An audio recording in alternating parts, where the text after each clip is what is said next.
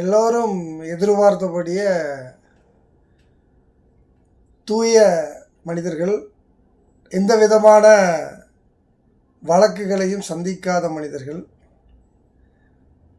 எந்த கெட்ட பேரும் எடுக்காத மனிதர்கள், எந்த சூழ்நிலையில் அரசியலுக்கு வந்தாங்களோ, எந்த ஏழ்மை நிலையில் அரசியலுக்கு வந்தாங்களோ, அந்த நிலைமையிலேயே இன்று வரை மக்கள் பணி செய்த 2 விஜயபாஸ்கரும் டிவிகேல ஐக்கியமாயாச்சு. இப்போ எப்படின்னா, கட்சியில் சேர்றதுக்கு இப்போ ஒரு கட்சியிலேருந்து இன்னொரு கட்சிக்கு போகிறாங்கன்னு வைங்களேன். போகிற கட்சிக்காரன் காலையில் 9 மணிக்கு ப்ரோக்ராம்னா அவன் ஒரு 7 மணிக்கு வண்டியை பிடிச்சி அந்த ப்ரோக்ராம் நடக்கிற இடத்துக்கு வருவான். அவங்கள சேர்த்துக்கிற கட்சிக்காரன் தான் அதுக்கு முன்னாடியே அவங்களுக்கு தேவையான எல்லா ஏற்பாட்டையும் பண்ணி வைப்பான். இப்போ பூஞ்சேரியில் என்ன நடந்ததுன்னா, மகாபலிபுரத்து பக்கத்தில் இவங்க சேர்றாங்க. நேற்று ராத்திரி ஃபுல்லாக இவங்க தான் அந்த மண்டபத்தில் கிடந்து வேலை செய்கிறாங்க. தாவேக்க துண்டை சீட்டில் வைக்கிறாங்க, ஸ்நாக்ஸ் வைக்கிறாங்க, தண்ணி வைக்கிறாங்க எல்லாத்துலேயும் சீட்டில். அதாவது இவங்கள சேர்க்கறதுக்கு தாவேக்காரன் தான் வேலை செய்யணும். இவங்க சேர்றதுக்கு இவங்களே வேலை செஞ்சுக்கிறாங்க. இதுக்கு இதை விட ஒரு மானங்கட்ட பொழப்பு என்ன இருக்குன்னு தெரியல. சரி, ரைட்டு, அது அவங்களுடைய கட்சி விவகாரம், விடுங்களேன். இப்போ என்னென்னா, இந்த மீட்டிங்கில் மாண்புமிகு வளர்ந்து கட்டவர் ஆதவர்ஜுன அமைச்சர் ஏதோ பயங்கரமாக பேசியிருக்கிறார். இப்போ கரூரில் நடந்த சம்பவத்துக்கு சிபிஐ விசாரணை நடத்திக்கிட்டு இருக்கு. இப்போ ஒரு விசாரணை நடந்துக்கிட்டு இருக்கும்போது, இல்லை வழக்காடு மன்றத்தில் அது சம்மந்தமான கேஸ் இருந்தால் நம்ம அது சம்மந்தமாக பேசக்கூடாது. இல்லைன்னா டெய்லி கரூரை பற்றி எங்களுக்கும் புட்டு வைக்க தெரியும், வீடியோ இமேஜ் அன்றைக்கி என்னெல்லாம் நடந்தது எல்லாருக்கும் போட தெரியும். ஏன் போடுறதில்லன்னா, சரி வழக்கு இருக்குது, விசாரணை நடந்துக்கிட்டு இருக்குது, அது சம்மந்தமாக நம்ம பேசக்கூடாது அப்படிங்கிற ஒரு மாண்பு இருக்கிறதுனால நாங்கள் அமைதியாக பேசாமல் இருக்கிறோம். திராவிட முன்னேற்ற கழக நண்பர்கள் அனைவருக்கும் ஒரு வேண்டுகோள். இனி இன்ச்சு பை இன்ச்சாக கரூரில் என்ன நடந்துச்சு, என்னெல்லாம் இவங்க தப்பு பண்ணாங்க, இது அவ்வளோத்தையும் டெய்லி எப்படி ஏமாத்துனாங்க அப்படிங்கிறத போடுறது தான் நம்ம எல்லாரோட ஒரு வேலை. ஏன்னா இதை போடக்கூடாதுன்னு சொல்ல முடியாது. ஏன்னா நமக்கு முன் வழிகாட்டியே தமிழ்நாட்டினுடைய அமைச்சர் தானே. அவரே இதை முன்மொழியும் போது நம்ம அதை வழிமொழிஞ்சிக்கிட்டு போக வேண்டியதான். இனி கரூர் சம்மந்தமாக பேசலாம். ஏன்னா நம்ம இப்போ விசாரணை நடக்கும்போது பேசக்கூடாதுன்னு இருந்தோம்ல, அப்படிலாம் கிடையாது, இனி பேசலாம். இப்போ என்ன பேசியிருக்கிறாரு, கரூரில் ஒரு கணக்கு இருக்குது, அந்த கணக்கை தீர்க்காமல் விட மாட்டோம். சரி, வேறு போலீஸ் மூலயமாக அந்த 41 பேர் கொன்று குவிச்சாங்களாம். யார்? போலீஸ்காரங்க. நீ பார்த்த போலீஸ்காரங்க 41 பேரை கொண்டாங்களா? நாங்கள் சொல்லலை, நீங்கள் தான் சொல்லியிருக்கீங்க மீட்டிங். நீங்கள் உங்கள் பேச்சை நீங்கள் திருப்பி போட்டு பாருங்கள். காவல்துறை மூலமாக மாண்புமிகு முத்துவேல் கருணாநிதி ஸ்டாலின் அவர்கள், எங்கள் அண்ணன் உதயநிதி ஸ்டாலின் அவர்கள் வளர்ச்சிக்காக காவல்துறை மூலமாக 41 பேர் கொன்று குவிக்கப்பட்டார்கள் அப்படிங்கிறது தான் உங்களோட பேச்சு. நான் என்ன கேட்குறேன், கரூருக்கு உங்கள் மாண்புமிகு தமிழக முதலமைச்சர் சி சோசப்பு விசை எத்தனை மணிக்கு வந்தார் கரூருக்கு? கரூரில் ப்ரோக்ராம் எத்தனை மணிக்கு? நீங்கள் எத்தனை மணிக்கு பர்மிஷன் கேட்டிருந்தீங்க? சென்னையில் எத்தனை மணிக்கு நீலாங்கரை வீட்டிலேருந்து உங்கள் சோசப்பு விசை கிளம்புனார்? சென்னை விமான நிலையத்துக்கு வரும்போது மணி எத்தனை? அங்கேருந்து கிளம்பி எப்போ வந்தார்? திருச்சிக்கு. அங்கேருந்து இறங்கி எப்படி வந்தார்? நாடே பார்த்துக்கிட்டு இருக்கு, மக்கள் பார்த்துக்கிட்டு இருக்காங்க. நைட்டு உங்கள் மாண்புமிகு அப்பா அவர் நடிகர் தானே, அப்போ நடிகர் தானே, நடிகர் சோசப்பு விசை என்ன பண்ணார், எப்போ எந்திரிச்சார், ஏன் டைமுக்கு வரல? இந்த கேள்விக்கெல்லாம் ஆதவர்ஜுனாக்கிட்ட பதில் இருக்கா? சரி, கரூரில் 41 பேரை காவல்துறை எப்படி கொன்னுச்சு? அதுக்கு உங்கள்கிட்ட விளக்கம் இருக்கா? என்ன எல்லாத்தையும் 41 பேரை அரெஸ்ட் பண்ணி லாக்கப்பில் வச்சு அடித்து கொண்டுட்டாங்களா? அல்லது லத்தி சார்ஜ் பண்ணல 41 பேர் செத்துட்டாங்களா? அதாவது பழி போடுறது தானே அவங்க வேலை. பழி என்னத்தையாவது வாயில் வந்ததை பேசி தொலைச்சி ஏமாற்றி ஃப்ராடு பண்ணி பழி போடணும், அடுத்தவங்க மேலே பழி போடணும். இதுதான் வேலை. அங்கே சுற்றி இங்கே சுற்றி திமுக சதி செஞ்சுது, திமுக சொதி செஞ்சு, செந்தில் பாலாஜி சொதி பண்ணார். செந்தில் பாலாஜி என்ன பண்ணார்? செந்தில் பாலாஜி நீங்கள் தான் சொன்னீங்க, மிளகாப்பொடியை தூவினார்கள், கத்தியை எடுத்து சதக் சதக் என்று குத்தினார்கள், காலில் போட்டு மிதித்தார்கள், கழுத்தில் ஏறி நின்றார்கள். ஐயோ, என்னைக்கியா உங்கள் கட்சிக்காரன் உங்கள் பேச்சை கேட்டிருக்கிறான்? அவன் மூலம் கட்சிக்காரனா? நீங்கள் வச்சிருக்கிறது கட்சா? அவன் கட்சிக்காரனா? அவன் என்னைக்காவது உங்கள் பேச்சை கேட்டிருக்கானா? நீங்கள் போட்ட முதல் மாநாட்டிலேருந்து நீங்கள் பதவியேற்ற கடைசி நாள் வரைக்கும் என்ன நடக்குது? ஒட்டுமொத்தமாக பேரிகேட்டை உடைக்கிறான், டிரான்ஸ்ஃபார்மில் ஏறி நிற்கிறான், மைக்கில் ஏறி நிற்கிறான், மரத்தில் ஏறி நிற்கிறான், கொம்பில் ஏறி நிற்கிறான், கம்பியில் ஏறி நிற்கிறான். மனுஷ பிறவியாக இருந்தால் அதை செய்ய மாட்டான், எல்லாம் குரங்கு பிறவியாக இருக்கிறான். இவனுக்கு மாண்பு, பண்பு, கட்சி ஏதாவது தெரியுமா இவனுக்கு? இப்போ இவங்க முதல்ல உங்கள் தலைவருக்கே தெரியாத வேறு உங்களுக்கு என்ன தெரிகிறது? சட்டமன்றத்தில் நின்றுக்கிட்டு என்ன பேசணும், அதுக்கு ஆதாரம் இருக்கா, அதுக்கு ஆதாரம் இல்லையா, ஒரு கருமம் தான் தெரியாத.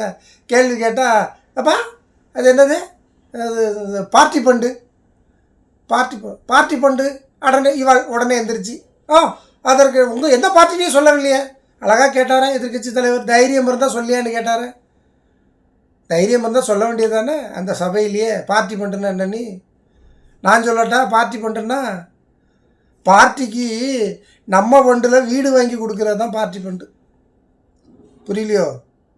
நம்ம வச்சுருக்க பார்ட்டிக்கு நம்ம ஃபண்டில் 50 கோடி 60 கோடி செலவு பண்ணி பீச் பக்கத்தில் வீடு வாங்கி கொடுக்குறது தான் பார்ட்டி ஃபண்டு. எங்களுக்கும் தெரியும், இந்த நக்கல் நையாண்டி கேடா எல்லாம் எங்களுக்கும் பேச தெரியும். 41 பேரை கரூரில் செத்ததற்கு காரணம் யார்? நாங்கள் சொல்கிறோம், உங்கள் தலைவர் லேட்டாக போனார். இன்றைக்கி காவல்துறை மேலே பழி போடுறீங்களே, அந்த காவல்துறையில் இருக்கிறவர் தெளிவாக வாக்குமூலம் கொடுத்துருக்கிறார். கெஞ்சின கூட்டம் அதிகமாக இருக்குது, தயவு செஞ்சு இங்கேயே நின்று இங்கேயே பேசுங்களேன் அப்படின்னு சொன்னாங்க. கேட்கலை அப்படின்னார். நான் சொல்லலை, ரெக்கார்டில் இருக்கு. இப்போ நீங்கள் அந்த அதிகாரி பேச்சை கேட்டிங்களா? நீங்கள் தான் ஜாலி மூடில் இருக்கீங்களா? வைஃப் பண்ணுறீங்களா? ஜாலி மூடில் இருக்கிறீங்களா? லைட்டை போட்டு லைட் ஆஃப் பண்ணி லைட் ஆஃப் பண்ணி விளையாடுறீங்களா? வேனுக்குள்ளே விளையாண்டுக்கிட்டு இருக்கீங்களா? உங்கள் தலைவர் சுவாசப்ப விஜய் உங்களுக்குலாம் பழசு மறந்துருச்சுன்னு நினைக்கிறேன். அதிகாரம் கையில் கோர்ட்டு போட்ட உடனே முன்னாடி பண்ண சேட்டையெல்லாம் மறந்து போச்சோ? விளையாண்டதெல்லாம் மறந்து போச்சோ? டடக்குன்னு கரூரில் 41 பேரை காவல்துறை கொண்டாங்களாம். சார், இதுக்கு கண்டிப்பாக விளக்கம் வேணும். இதுக்கு விளக்கம் வாங்காமல் கூட போகிறதே இல்லை. அதாவது இன்றைக்கி ஒரு சூப்பர் ஸ்டேட்மெண்ட் கொடுத்தாருங்க. ஒட்டு மொத்தமாக அதிமுகவை காலி பண்ணி, கிளைக்கழகம் ஒன்றே கழகத்தில் கூட காலி பண்ணி அவ்வளோ வரையும் இந்த கட்சிக்கு கூட்டு வர சொல்லி எங்கள் தலைவர் ஆணையிட்டு விட்டார். எங்கள் அப்பா, அடுத்தவன் கட்சியை ஆதரிக்கிறது, அப்படியே அபகரிக்கிறது, அது ஒரு பெரிய திறமையா? அப்படியே இழுத்து கொண்டு வர சொல்லிட்டாரா இவர்? அதனால் இழுத்து கொண்டு வந்துடுவார். கேவலமாக இல்லை? உன் கட்சிக்காரர் இருக்கான் பாரு, அவனுக்கு முதல்ல பண்பு மாண்புலாம் சொல்லிக் கொடுங்க. இப்போ இவனை நீங்கள் கூப்பிட்ற காரணமே என்ன? இவங்களுக்கு ஒன்றும் தெரியாது, கடைசி வரைக்கும் இவங்களை வச்சு நம்ம குப்பை கொட்ட முடியாது. திராவிட கட்சிகளில் இருக்கிறவனை இழுக்கணும், இழுத்தா தான் நம்ம கட்சி நடத்த முடியும், இல்லைன்னா நடத்த முடியாது. இதுதான் உங்கள் கதை. சேத்தம் அவ்வளோ ஒருத்தி விரட்டி விடுப்பாங்களா? திராவிட கட்சியிலேருந்து வந்தவன் எவனுக்குமே இடம் கிடையாது, எல்லோரும் விரட்டி விட, நம்ம ஆட்கள் மட்டும் இருக்குண்டியா கட்சி நடத்தும் சொல்லு பார்க்கலாம், தைரியம் இருந்தால் சொல்லியா? ஏன்னா முடியாது, ஏன்னா இவனுக்கு தான் ஒன்றுமே தெரியாது. எப்படி தெரியாதுன்னு சொல்கிறேன்னு இல்லை. இப்போ ஒரு வீடியோ போடுறோம், இப்போ இந்த வீடியோ வச்சுக்கோங்களேன். இப்போ ஆதவ வருஷனா காவல்துறைக்காரங்க 41 வரை அடித்து கொண்டுட்டாங்கன்னு சொல்லியிருக்கிறாரு, இது எந்த விதத்தில் நியாயம் அப்படின்னு கேட்குறோம். இதுக்கு தாவேக்காவில் இருக்கிற ஆதரவாளரோ ஐடிவிங்கில் இருக்கிறவனோ அந்த கட்சிக்காரனோ எவனாவது இதுக்கு என்ன பதில் சொல்லணும்? அப்படி இல்லை, அது திமுக சொதி பண்ணிட்டாங்க, இல்லை நீங்கள் சொல்கிறது நீங்கள் பேசுகிறது சரி கிடையாது, இப்போ நான் பேசுகிறது சரியில்லை வீண் பழி போடுறேன், என் மேலே என்ன நடவடிக்கைனாலும் எடுக்கலாம், ஒன்றும் தப்பு கிடையாது. நம்ம ஆதவர்ஜினா மாதிரி ஒரு பெரிய அப்பாட்டக்கர்லாம் கிடையாது, சரியா? ஆனால் அவன் கட்சிக்காரன் என்ன பதிவு போடுறான் தெரியுமா? வீடியோ பார்க்குறானே இல்லையே தெரில, நம்ம வீடியோ வந்துருச்சு, நான் வந்த உடனே கீழே தேமவனே பூமவனே உன் பொண்டாட்டி இருக்காளா ஓடிட்டாளா? உன் கட்சிக்காரனுக்கு நீ ட்ரெயின் பண்ணியிருக்கிற பாரு, பண்பு மாண்பு, எப்படி பேசணும், கருத்தை எப்படியா எப்படி சொல்லணும் அப்படின்னு. தேமவனே, அதாவது இந்த வார்த்தையை எடுத்த உடனே ஒருத்தன் கேட்குறான்னு வையன், அவன் யாராக இருப்பான்? இப்போது எங்கள் அம்மாவை பற்றி எனக்கு தெரியும், ஆனால் அவன் அம்மாவை பற்றி எனக்கு தெரியாது. ஒரு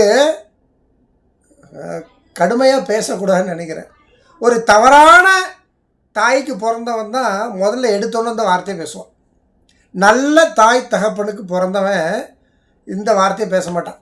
அதாவது முகநூல் ஃபேஸ்புக்கில் எல்லா டீட்டெயிலும் இருக்குது. நான் யார், என்ன, எங்கள் அப்பன் பேர் என்ன, எங்கள் ஆத்தா பேர் என்ன, நான் என்ன படிச்சிருக்கிறேன், என்ன செஞ்சுக்கிட்டு இருக்கேன், எல்லா டீட்டெயில்ஸும் வச்சுருக்கிறேன், ஓப்பனாக வச்சுருக்கிறேன். ப்ரொஃபைலை ஓப்பன் பண்ணி வைக்கிறதுக்கு கூட வக்கத்தை டிவிக்கார பசங்களை ப்ரொஃபைலை ஓப்பன் பண்ணுங்கடா. முதல்ல ப்ரொஃபைலை ஓப்பன் பண்ணி வைங்க. நீ யார், என்ன பிடுங்குற, கட்சிக்கு என்ன வேலை செஞ்சுக்கிட்டு இருந்த, என்ன பதிவு போடுற, முதல்ல உனக்கு அதுக்கு தைரியம் இருக்கா? தேமவனே பூமவனே, நல்ல தாய் தகப்பனுக்கு பிறந்திருந்தவன் கருத்து மட்டும்தான் பதிவிடுவான். நான் இப்போ எதுவும் ஆதாரம் இல்லாமல் சொல்லலை, டிவிக்கேக்காரன் போட்டிருக்க அத்தனை பதிவையும் எடுத்து வச்சுருக்கிறேன். அத்தனை பதிவையும் போட்டு அவனோட ஃபோட்டோவையும் போட்டு அடுத்த வீடியோ போடுறேன். இவன் இவன் இவன் இவன் என்ன பதிவு போட்டிருக்கான், இவன் என் பொண்டாட்டி ஏன் தேடுறான், இவனுக்கெல்லாம் என்ன அரசியல் ஞானம் இருக்குது, அறிவு இருக்குது, இவனை வச்சு டிவிக்கே எப்படி ஜெயிச்சிச்சு போடுறேன். அடுத்த ட்ரிப் கண்டிப்பாக போடுறேன். சரியா? சரி வாங்க ஆதவ அர்ஜுனா மேட்டருக்கு வருவோம். இப்போது காவல்துறை கொண்டுச்சு அப்படின்னு சொல்கிறார் இல்லையா, இதற்கு ஆதாரம் வேணும். மதிப்பிற்குரிய தமிழ்நாடு காவல்துறையில் ஏன் டிஜிபியே ஐயா, டிஜிபி ஐயா போலீஸ் கொன்று குவிச்சுதுன்னு சொல்கிறார, நீங்கள் அமைதியாக இருக்கிறீங்களே ஏன்? கரூர் எஸ்பி ஏன் அமைதியாக இருக்கிறீங்க?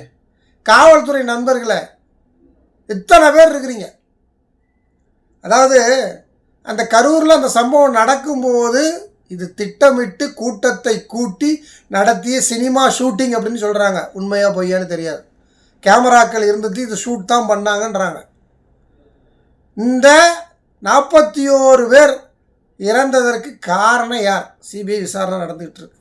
ஆதவ அர்ஜுனா பேர் எஃப்ஐஆரில் இருக்குது, இல்லைன்னு சொல்ல முடியாது. ஆதவ அர்ஜுனா பேர் எஃப்ஐஆரில் இருக்குது.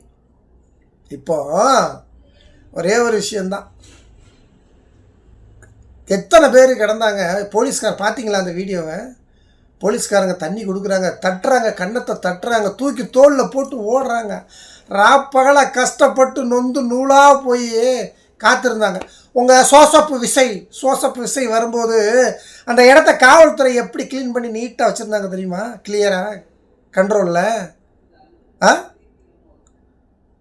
உங்கள் வண்டி வரும்போது 10,000 பேர் நீங்கள் கூடயே கூப்பிட்டு வரீங்க. ஏன்? நீங்கள் 2 கிலோமீட்டருக்கு முன்னாடியே விளையாட ஆரம்பிச்சிட்டிங்க, லைட் ஆஃப் பண்ணுறீங்க, இருட்டாக்குறீங்க வண்டியை. அங்கேயே உங்களை பார்த்துருந்தானா பார்த்துட்டு அப்படியே போயிருப்பான். பார்க்க வந்தவன நான் உங்கள் ஸ்பீச்சை கேட்க வந்தேன், நீங்கள் அப்படியே கிழிச்சிரியா போகிறீங்க பேசி.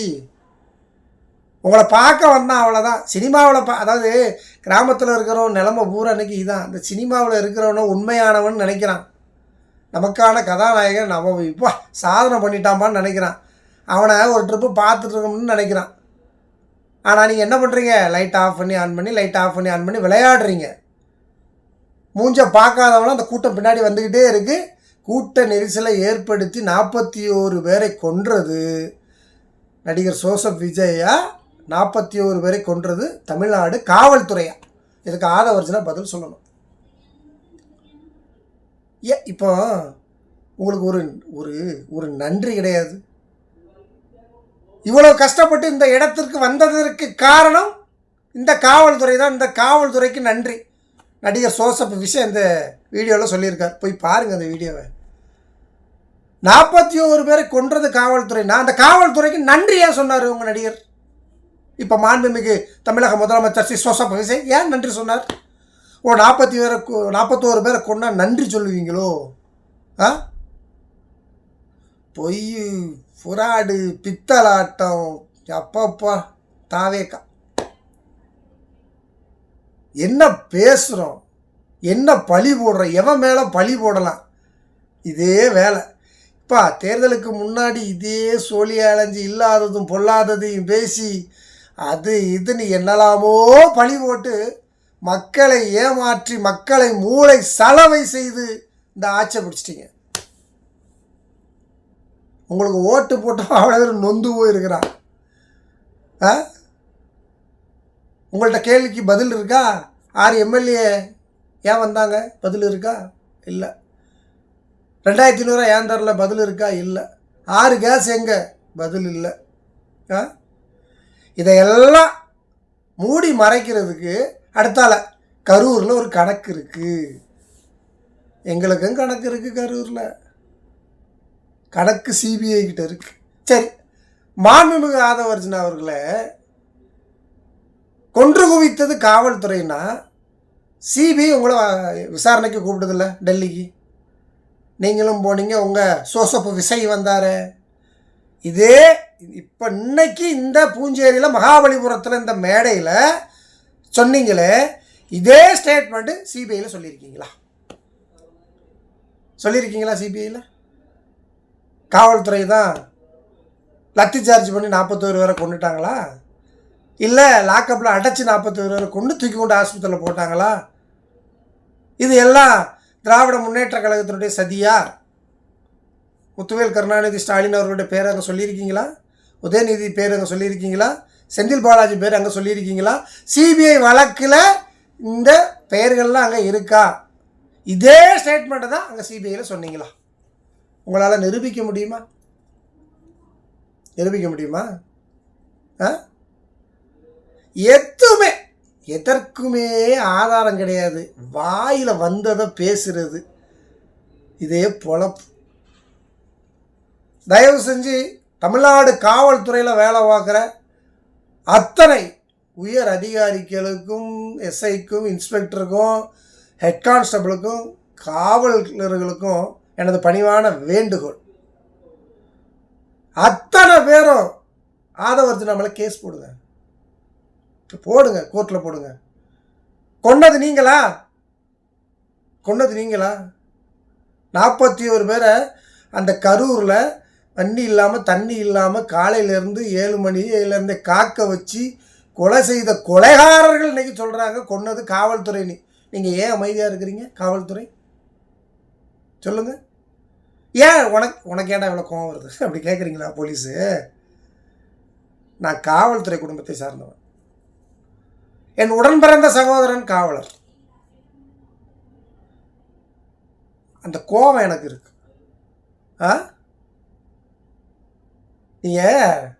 ஏன் அமைதி? எனக்கு தயவு செஞ்சு அத்தனை பேர் கோர்ட்டு போய் கேஸ் போடுங்க சார். 41 பேரை கொன்னது காவல்துறை, நான் சொல்லலை. ஆதவர்ஜனா சொல்கிறார், பேச்சு இருக்குது, வீடியோ இருக்குது. காவல்துறை மூலமாக 41 பேர் கொன்ற கணக்கு இருக்குன்னு சொல்கிறார். அவர் விடவே கூடாதுங்க. அங்கே பழி சொல்லி திமுக மேலே பழி சொல்லி, செந்தில் மேலாஜி மேலே பழி சொல்லி, உதயநிதி மேலே பதில் சொல்லி, முத்துவேல் கருணாநிதி ஸ்டாலின் மேலே பழி சொல்லி, கடைசியில் பழி எங்கே வருதுன்னா தமிழ்நாடு காவல்துறைக்கிட்ட வந்து நிற்கிது.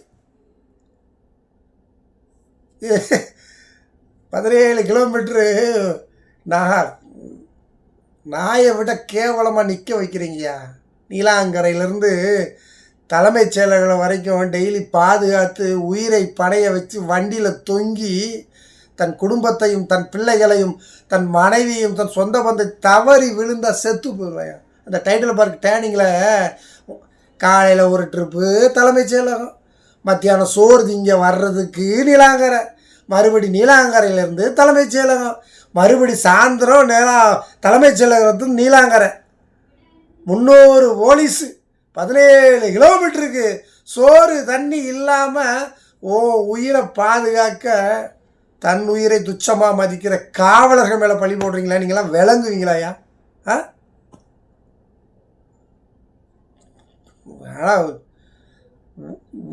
நான் உண்மையில் நீங்கள் நினைக்கலாம் இவ்வளோ உணர்ச்சி வசப்படுறிய, ஏன் நீ போய் கேஸ் போட வேண்டியதானே. என் உடன் பிறந்த சகோதரன் இறந்து போயிட்டான் காவல்துறையில். அரசு மரியாதையோட முத்துவேல் கருணாநிதி ஸ்டாலின் அவர்கள் அரசு மரியாதை கொடுத்து அடக்கம் செஞ்சு வச்சாங்க. சரியா? நன்றி, விசுவாசம் வேணும். ஏன்னா அதாவது நீங்களாம் அரசியல்வாதியா ஐயா? நீங்களாம் அரசியல்வாதியா? கேவலமாக இல்லை உங்களுக்கு?